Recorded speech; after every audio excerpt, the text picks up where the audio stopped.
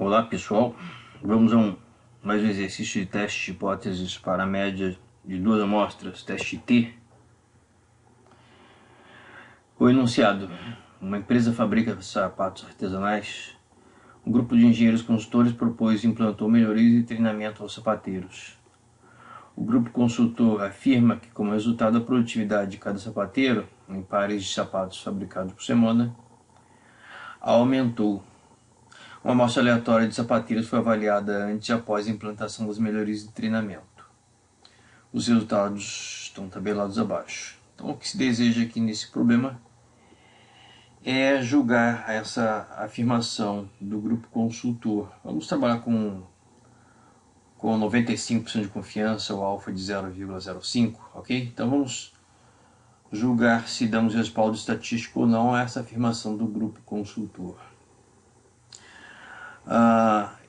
Este tipo de problema é aquele em que o recomendável fortemente é trabalharmos com amostras combinadas ou amostras pareadas. Por quê? Nós temos a produtividade dos sapateiros antes e após o treinamento, antes e após as melhorias de treinamento. Então nós teríamos a facilidade de selecionar aleatoriamente sapateiros cujas medidas de produtividade seriam realizadas antes e após. Então, por exemplo, se selecionarmos um sapateiro para medidas antes, que esse sapateiro também faça parte da amostra das medidas após. E assim nós teríamos a comparação para cada sapateiro, a sua medida de desempenho depois e a sua medida de desempenho antes. Qual o benefício? É o de que, se por exemplo trabalhássemos com amostras não combinadas, não amostras pareadas, mas amostras independentes, poderíamos acidentalmente selecionar os sapateiros de maior produtividade ou para as medidas antes, o que geraria numa subavaliação dos benefícios das melhorias e treinamentos, ou acidentalmente selecionaríamos os sapateiros de maior produtividade para as medidas depois. E aí, de forma oposta, teríamos uma superavaliação dos resultados do treinamento e das melhorias, ok? Então, neste caso, temos um exemplo de uma boa aplicação de amostras combinadas, amostras pareadas. Vamos supor que a empresa tenha dezenas de sapateiros. Então, selecionado o sapateiro 1 para medidas antes, automaticamente esse sapateiro vai fazer parte da amostra das medidas depois, ok? Bom, com relação à formulação das hipóteses para um teste para amostras combinadas ou amostras pareadas, a hipótese nula vai ser a de que, em média, as diferenças antes menos depois ou depois menos antes, essa diferença vai ser nula. Então eu vou formular aqui a hipótese nula.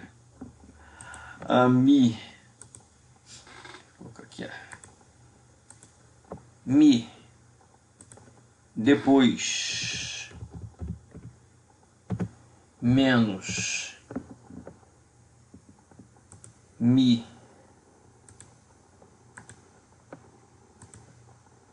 antes, que essa diferença seja igual a zero, ok? Então tá aqui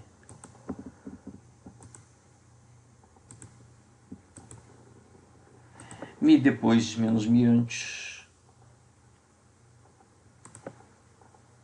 ok? Na verdade, testes para amostras combinadas ou amostras pareadas, nós vamos estar medindo a diferença em cada amostra. Então a hipótese nula tem que ser, na verdade, a média da diferença.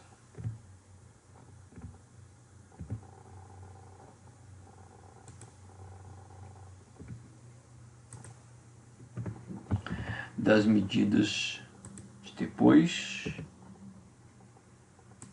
menos antes. Agora sim.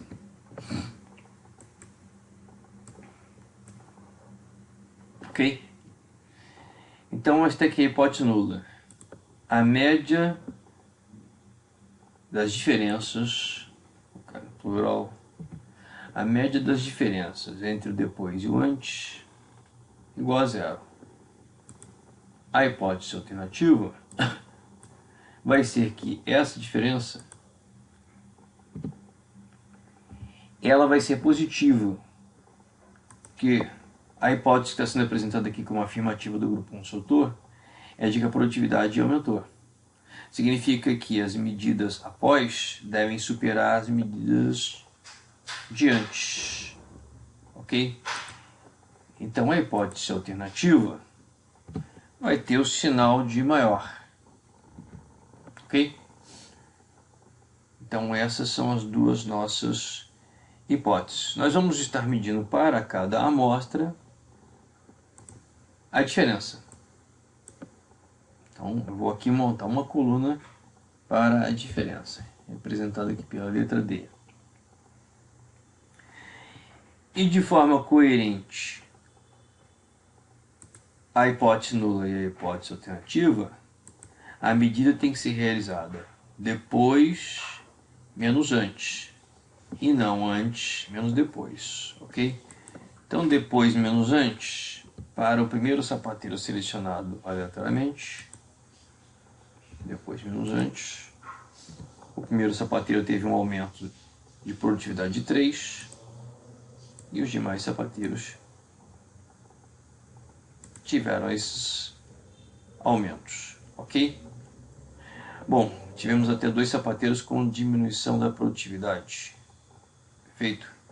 De qualquer forma, qual terá sido a média dessas diferenças? Eu vou calcular aqui com o uso do Excel.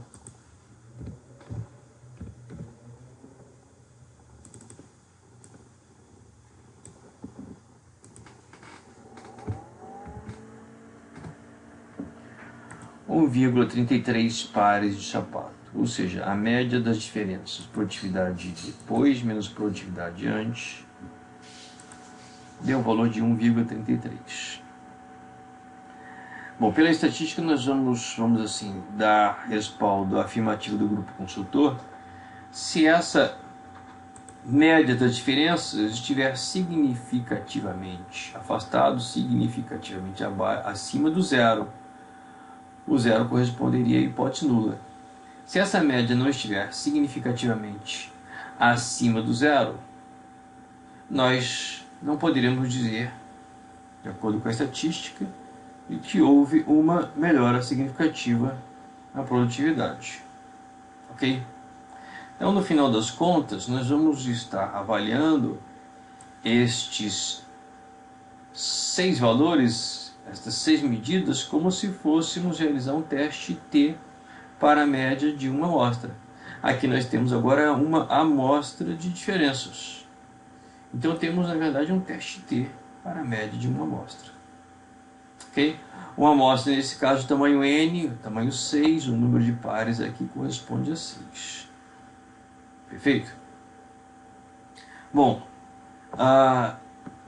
2 aspectos. A estatística T vai ser similar à estatística T para a média de uma amostra. A estatística T vai ter no numerador a diferença entre as médias, entre a média das diferenças e o valor associado à hipótese nula, o μ de D, que no nosso caso corresponde ao zero. Então, na estatística T, o numerador vai estar medindo a distância entre 1,33 e o zero, a hipótese de diferença das médias. Okay? E o denominador vai ser o erro padrão dessas 6 medidas de diferença. Vai corresponder ao desvio padrão das diferenças, desvio padrão amostral das diferenças, dividido pela raiz quadrada de n, onde n corresponde ao número de pares, que agora se transformou em número de diferenças. Ok? Então nós vamos calcular a estatística T dessa forma. Mas antes de calcular a estatística T, um reforço com relação a... Nós rejeitaremos a hipótese nula se essa média de 1,33 se transformar numa estatística T significativamente elevada, significativamente à direita, ultrapassando um valor crítico que está representado aqui nesse desenho como T de alfa. Ok? Nós temos aqui um teste unicaudal à direita. É um teste unicaudal à direita porque a hipótese alternativa tem o sinal de maior. Então todo o alfa, toda a significância de 5% vai estar nessa região à direita.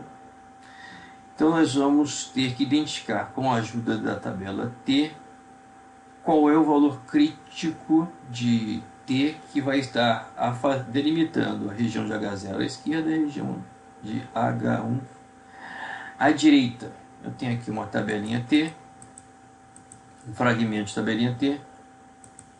Nós vamos procurar a coluna que tem a área direita correspondendo ao alfa, 0,05. Essa aqui. E em linha o número de graus de liberdade. Sendo agora esse teste similar a um teste T para média de uma única amostra, o número de graus de liberdade vai ser o número de pares menos 1.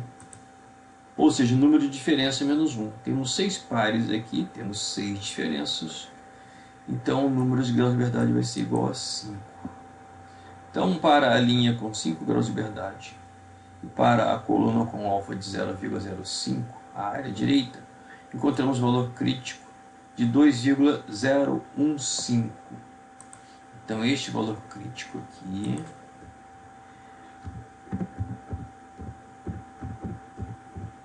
ele corresponde a 2,015. Registrar aqui. Então vamos agora ao cálculo da estatística T. Vamos transformar 1,33 como a média das diferenças em estatística T.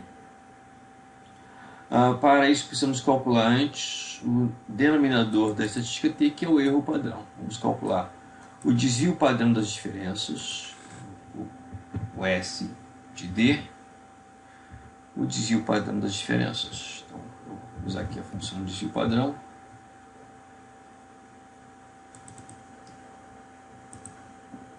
O desvio padrão das 6 diferenças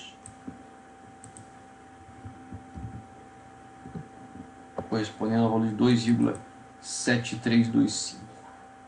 Esse desvio padrão das diferenças vai se transformar no denominador da estatística T, que é o chamado erro padrão.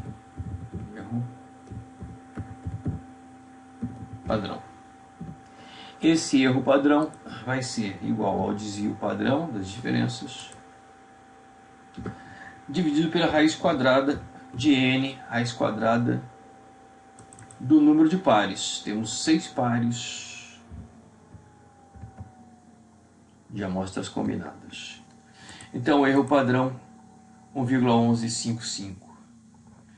Então nós podemos agora calcular o T-stat, a estatística T, correspondendo a numerador, a diferença entre a média das diferenças, 1,33, e o valor associado à hipótese nula, esse é o MID D, o valor associado à hipótese nula é o zero, dividido pelo denominador, que é o erro padrão. Então nós temos uma estatística T aqui de 1,1952, praticamente 1,20. Localizando essa estatística no nosso desenho aqui da curva T, nós temos que uma estatística T de 1,1952 vai cair na região de H0. E a fronteira está à direita, que é o valor crítico de T 2,015. Ok? Isso significa então que se a estatística T está caindo na região de H0, nós não rejeitamos a hipótese nula. A hipótese nula é a hipótese de que essas diferenças aqui não estão significativamente afastadas do zero. Se não rejeitamos a hipótese nula, é porque nós não podemos dar respaldo estatístico à afirmação do grupo consultor. Ok? Então, o treinamento e as melhorias não trouxeram, de acordo com a estatística, um aumento significativo da produtividade dos sapateiros. Ok? Por enquanto é só. Um abraço.